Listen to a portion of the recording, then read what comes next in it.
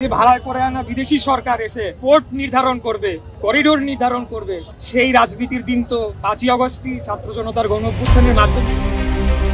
ভাড়া করা বিদেশি সরকারের রাজনীতি আর চলবে না বলে এবার হুঁশিয়ারি দিয়েছেন বিএনপি নেতা ইঞ্জিনিয়ার ইশরাক হোসেন।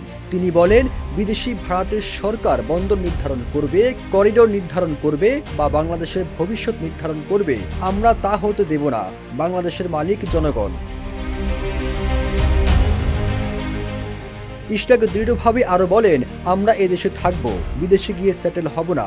আমার অন্য দেশের পাসপোর্ট নেই। যেভাবে চাইবে তাদের প্রভুদের সেভাবে খুশি করবে। সেই রাজনীতি তো 5 আগস্টের ছাত্র জনতার গণ অভ্যুত্থানের মাধ্যমে শেষ হয়ে গেছে। এখন স্লোগান একটাই, সবার আগে বাংলাদেশ। ওয়ালটন এসি এক্সচেঞ্জ অফারে এখন যে কোনো ব্র্যান্ডের পুরাতন এসি বদলে নতুন ওয়ালটন এসিতে উপভোগ করুন 25% ছাড়। Walton air conditioner, comfort without compromise. তিনি আরো বলেন, আমি অপ্রিয় কিছু কথা বলতে চাই। দেশকে গণতান্ত্রিক ধারা থেকে সরিয়ে নেওয়ার চেষ্টা করা হচ্ছে।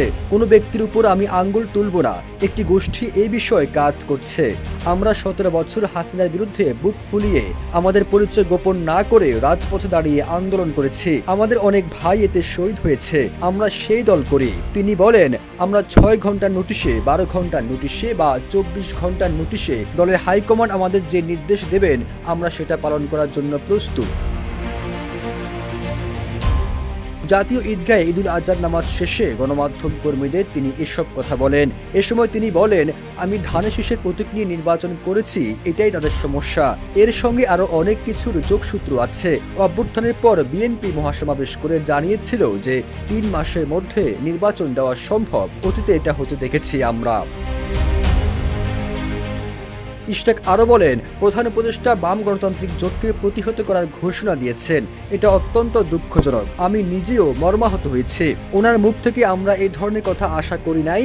সবার আকাঙ্ক্ষা ছিল তিনি একমাত্র ব্যক্তি যে সবার কাছে নিরপেক্ষ।